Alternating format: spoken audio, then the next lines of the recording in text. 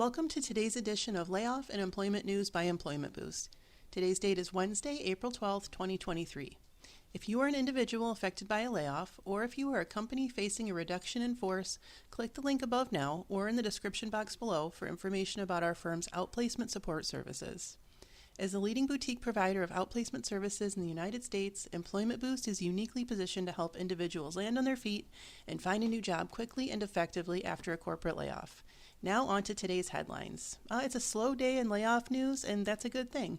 But there are a couple of things to mention. So HyLife Foods, which is a pork processing plant located in a small town of Windham, Minnesota, will be selling its facility, and in doing so cannot guarantee employment for its workers beyond that. So it's likely that 1,000 workers will be laid off, which in a small town like that has the potential to be pretty devastating. And also, Windsor Locks Mattress Factory, which is located in Connecticut,